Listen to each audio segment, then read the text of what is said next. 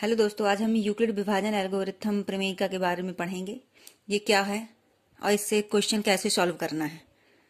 तो सबसे पहले देखते हैं कि उसको यूक्लिड विभाजन प्रमेयिका को a बराबर बी क्यू प्लस आर के रूप में लिखते हैं, जहां a b कोई पूर्णांक संख्याएं हैं और क्यू आर कोई अद्वितीय पूर्ण संख्याएं हैं। दूसरे शब्दों में देखेंगे तो q भागफल है, आर शेषफल है, बी भाजक है, ए भाज्य है। जहां ए बी से बड़ा होगा, ए कोई संख्या है, बी भी कोई संख्या है, आर क्यू से छोटा होगा और 0 से बड़ा होगा। जहां आर 0 से बड़ा और बी से क्या होगा, छोटा होगा। चलिए क्वेश्चन सॉल्व करते हैं। यहां दिया हुआ है 135 और 225। बड़ी संख्या को a मानेंगे, छोटी संख्या को b मानेंगे। माना a बराबर 225, b बराबर 135।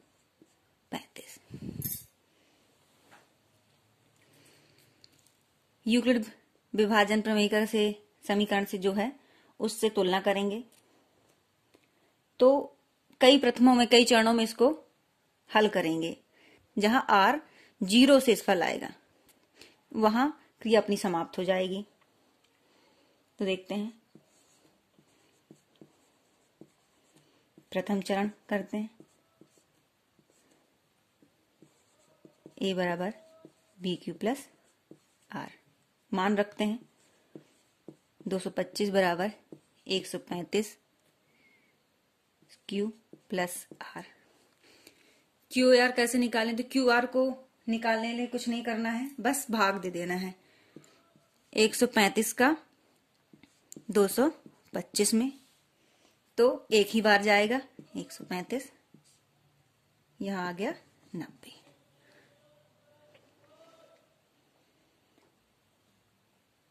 तो 135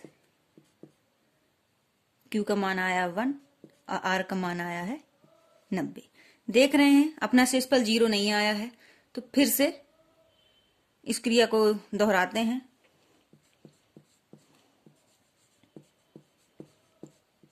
दूसरा चरण करते हैं। दूसरे चरण में क्या करेंगे? जो अपना b होता है उसको a मान लेते हैं। a बराबर बी क्यू प्लस आर। जो b होता है उसको a मान लेते हैं। जो शेषफल होता है उसको b मान लेते हैं। फिर q और r निकालेंगे। तो फिर 90 का 135 में भाग देंगे। तो फिर ये एक ही बार जाएगा, यहां आया 45। तो मान रखा। हम देख रहे हैं कि r का मान अभी भी 0 नहीं आया है, तो इसको फिर से हल करेंगे।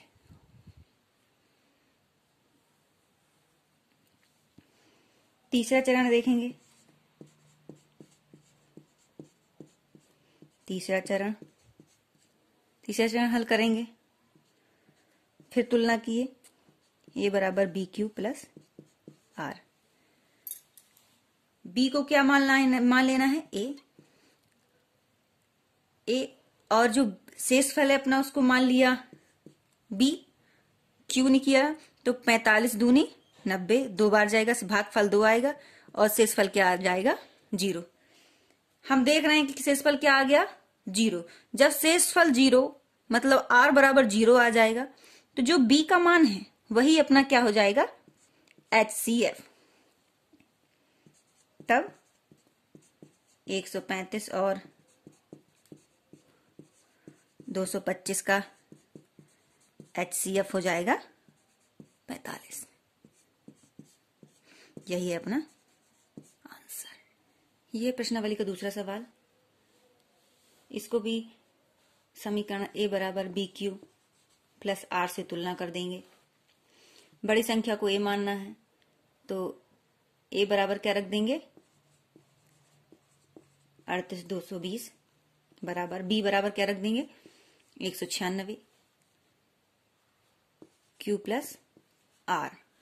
क्यू और कैसे निकालना है हमें पता ही है, भाग दिए 196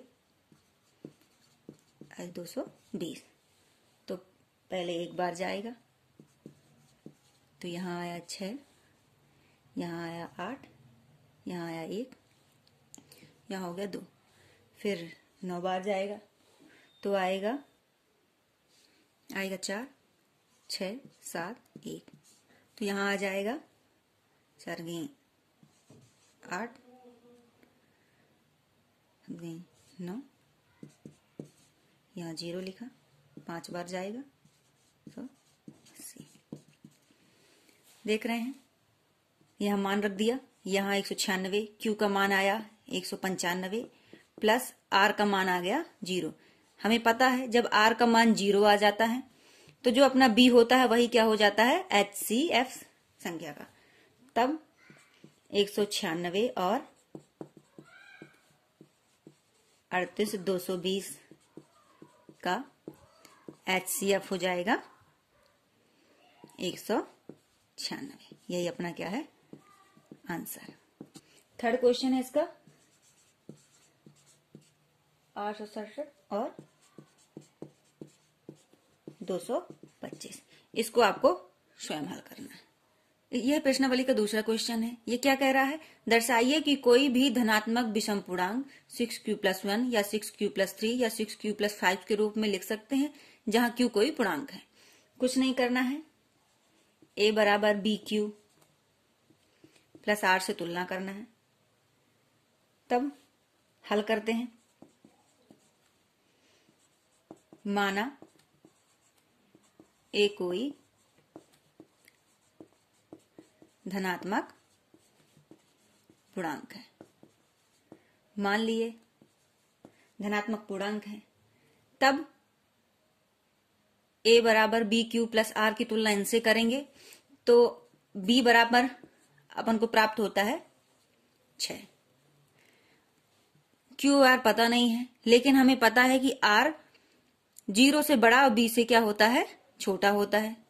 r अपना r 0 से बड़ा और b से क्या होता है छोटा।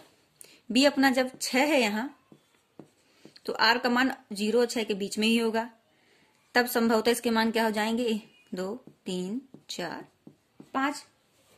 r के सभी मानों को इस समीकरण 1 में रखने पर रखा, तब देखते हैं अपन। पहला समीकरण प्राप्त होता है 6q, दूसरा होता है a बराबर 6q+1, फिर 6q+2, फिर प्राप्त होता है 6q+3, फिर प्राप्त होता है 6q+4, फिर प्राप्त होता है 6q+5। मान रखे हम देख रहे हैं कि a के मान a बराबर 6q भी आ रहा है, जो एक धनात्मक समपूर्णांक है। जो एक क्या है धनात्मक समपूर्णांक है। क्यों है? क्योंकि सम संख्या से गुणा हुआ है। हम देखते हैं a बराबर 6a एक समपूर्णांक है,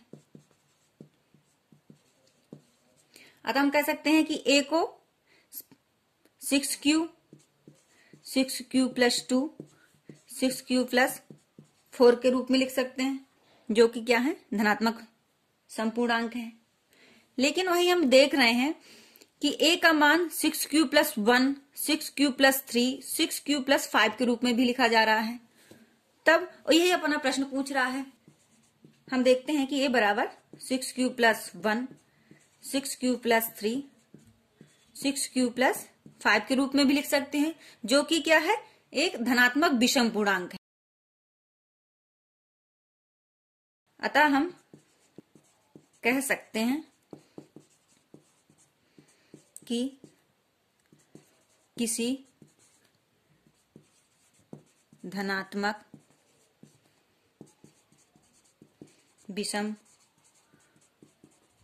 पूर्णांक को 6q plus 1, 6q plus 3, 6q plus 5 के रूप में लिख सकते हैं। यही अपन को क्या करना था, सिद्ध करना था। ये प्रश्नावली का तीसरा सवाल। ये बोल रहा है कि किसी परेड में 116 सदस्यों वाली एक सेना की टुकड़ी को 32 सदस्यों वाली एक आर्मी बैंड के पीछे मार्च करना है। दोनों समूह को समान संख्या वाले स्तंभों में मार्च करना है, तो उन स्तंभों की अधिकतम संख्या क्या होगी जिसमें वे मार्च कर सकते हैं। सबसे पहले अपन यूक्लिड विभाजन प्रमेयिका से इसकी तुलना करते हैं। आर जहां 0 से बड़ा है और बी से है छोटा। अपने पास दो टीम है, एक है 616 सदस्यों वाली, दूसरी है 32 सदस्यों वाली। तो बड़ी संख्या को अपन को ए मानना है। तो ए बराबर 116 और बी बराबर क्या हो गई 32। समीकरण में एक में इसका मान रख दिया, तो यहां आया 116 बराबर 132 क्यू प्लस आर। क्यू और आर कैसे निकालना ये पहले भी बता चुकी हूं, कुछ नहीं करना है। 132 में 116 का 132 का 116 में भाग दिया तो एक बार जाएगा, तो यहां आ जाएगा 30, फिर ये किया, फिर जाएगा 9 बार। अपना शेषफल आया 8। इसमें मान रखा 32, क्यू की जगह 19 और शेषफल अपना आया 8। हमें पता है जब तक शेषफल 0 नहीं आता अपना आंसर सॉल्व नहीं होता है। तब r बराबर 8 आया है तो इसको दूसरे चरण में हल करेंगे। ये प्रथम चरण हो गया, दूसरा चरण होगा। दूसरे चरण में क्या करते हैं, दूसरे चरण में क्या करते हैं, जो b होता है उसको a मान लिया जाता है। तो अपना b था 32, जो शेषफल होता है उसको b मान लिया जाता है, तो अपना शेषफल आया था 8। q और r कैसे निकालेंगे, भाग देकर, तो भाग दिया 8 चौको 32 प्लस अपना शेषफल आ गया 0। जब अपना शेषफल 0 आता है, जो अपना b होता है वही क्या कहलाता है, उसका आंसर। आंसर अपना क्या कहला गया 8। अतः उन स्तंभों की संख्या क्या होगी 8 होगी। HCF आ गया 8 और अतः उन स्तंभों की अधिकतम संख्या क्या होगी 8, जिसमें वे मार्च कर सकते हैं। यह है प्रश्नावली का चौथा सवाल। ये क्या बोल रहा है कि यूक्लिड विभाजन का प्रयोग करके बताइए कि किसी धनात्मक पूर्णांक का वर्ग किसी पूर्णांक m के लिए 3m या 3m+1 के रूप में होता है या नहीं होता है। तो सबसे पहले अपन क्या किए, माना ए कोई धनात्मक पूर्णांक है। जब एक कोई धनात्मक पूर्णांक है तो यूक्लिड विभाजन प्रमेयिका से क्या होगा, a बराबर BQ प्लस R, जहां R 0 से बड़ा और B से क्या होगा छोटा। जब कोई ये धनात्मक पूर्णांक अपन ये मान लिए, समीकरण ये आया, तो B बराबर अपन यहां से 3 मान लेंगे। B बराबर क्या आया 3। जब B बराबर 3 आया तो B बराबर 3 और R क्या है 0 से छोटा, 0 से बड़ा और R से 3 से छोटा। तो संभवतः इसके मान क्या हो जाएंगे 0, 1, 2। R के मान समीकरण 1 में क्रमशः रखते जाएंगे। तो देखते हैं, A बराबर प्राप्त होता है पहले 3m, सॉरी क्या प्राप्त होता है, A बराबर 3q। दूसरा प्राप्त होता है A बराबर 3q प्लस 1। फिर तीसरा प्राप्त होता है 3q प्लस 2। इनको नाम दे दिया, ये समीकरण A, ये समीकरण B, ये समीकरण C कहला जाएंगे। क्वेश्चन बोल रहा है कि ये किसी धनात्मक पूर्णांक के वर्ग के रूप में कैसे हो सकते हैं। तो कुछ नहीं करना है, तो समीकरण ए का वर्ग करने पर, वर्ग किया तो ये हुआ ए का वर्ग, ये हो गया 3q का होल वर्ग। तो अपना प्राप्त हुआ 9q स्क्वायर। गुणनखंड किए तो इसको ऐसा लिखें। यहां 3q स्क्वायर को मान लेंगे हम m बराबर क्या मान लेंगे 3q स्क्वायर। m जहां कोई पूर्णांक संख्या है, मान रख दिए तो पहला प्राप्त होता है 3m। a स्क्वायर को 3m के रूप में लिख सकते हैं। पुनः करते हैं समीकरण, b का वर्ग करने पर, वर्ग किया तो ये प्राप्त होता है a स्क्वायर, ये हो जाएगा 3q प्लस 1 का होल स्क्वायर। वर्ग किया, सूत्र लगा दिया, कौन सा सूत्र, a प्लस बी का होल स्क्वायर बराबर क्या होता है a square plus 2ab plus B square. मान रख दिया तो ये हो जाएगा 9q square plus 6q plus 1। 3 common ले लेते हैं तो ये हो जाएगा 3q स्क्वायर प्लस 2q, ये प्लस हो जाएगा 1। यहां भी कुछ नहीं करना है, इसको क्या मान लेंगे m, तो m बराबर क्या किया q प्लस 2q, मान रख दिया, ये हो गया 3m प्लस 1। तो a स्क्वायर को किसके रूप में भी लिख सकते हैं 3m प्लस 1 के रूप में। और जहां a क्या है धनात्मक पूर्णांक, क्वेश्चन भी यही कह रहा है कि क्या किसी धनात्मक पूर्णांक के वर्ग को 3m प्लस 1 के रूप में लिख सकते हैं, नहीं तो हम लिख सकते हैं। यही क्या है इसका आंसर। यह है प्रश्नावली का अंतिम सवाल। ये क्या बोल रहा है, यूक्लिड विभाजन द्वारा बताइए कि किसी धनात्मक पूर्णांक का घन 9m प्लस 1 या 9m प्लस 8 के रूप में हो सकता है। तो चलिए इसको सॉल्व करते हैं। सबसे पहले क्या कर लेंगे, माना ए कोई धनात्मक पूर्णांक है, ये धनात्मक पूर्णांक है तो इसको a बराबर बी क्यू प्लस आर के रूप में लिख सकते हैं, जहां r 0 से बड़ा और b से क्या होगा छोटा। इसकी तुलना इनसे करेंगे तो b बराबर कितना प्राप्त होता है 9, तो b बराबर 9 प्राप्त हुआ। तो r के मान संभवतः क्या हो जाएंगे 1 0 1 2 3 4 5 6 7 8। r के सभी मान समीकरण 1 में रखेंगे तो देखते हैं क्या प्राप्त होता है। a बराबर 9q, a बराबर 9q प्लस 1, a बराबर 9q प्लस 2, a बराबर 9q प्लस 3, a बराबर 9q प्लस 4, a बराबर 9q प्लस 5, a बराबर 9q प्लस 6, a बराबर 9q प्लस 7, a बराबर 9q प्लस 8। इनको सभी को नाम दे दिया। 1 है 2 3 4 5 6 7 8 9 और ये हो गया 10। अब ये बोल रहा है कि धनात्मक पूर्णांक का घन, तो अब इनको घन करते हैं समीकरण को। समीकरण 2 को घन करने पर किया तो ये हो गया a क्यूब, ये हो गया 9q का होल क्यूब, तो ये हो जाएगा 729 q का क्यूब।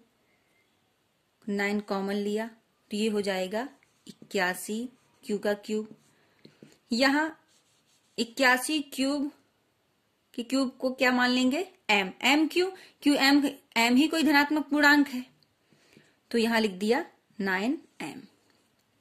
तो किसी धनात्मक पूर्णांक को 9m के रूप में लिख सकते हैं। पुनः किया समीकरण 3 को घन करने पर घन किया तो ये हो गया a क्यूब, ये हो जाएगा 9 क्यूब प्लस 1 का whole cube.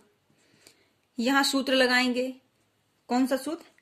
a plus B का होल क्यूब। तो इसका सूत्र होता है a cube plus 3a square b plus 3ab square plus b cube. मान रखा तो यहां आएगा 729 cube a cube plus 443 cube square plus 27 cube plus 1।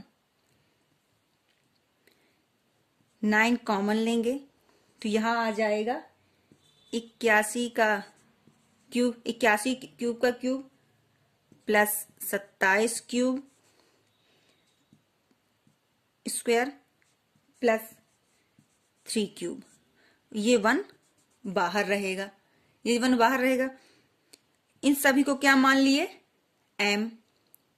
तो मान रख दिया 9m प्लस 1, जहां m क्या है? धनात्मक पूर्णांक है। अब समीकरण 4 को वर्ग घन करने पर, समीकरण 4 को घन करने पर घन किया तो ये हो गया a क्यूब, ये हो गया 9 क्यूब प्लस 2 का होल क्यूब। हल किया तो ये आया 729 क्यू का cube plus 486 Q square plus 108 cube plus 8। यहां से 9 कॉमन लिया, 9 कॉमन लिया तो यहां आया 81 क्यू का क्यूब प्लस 54 क्यूब स्क्वायर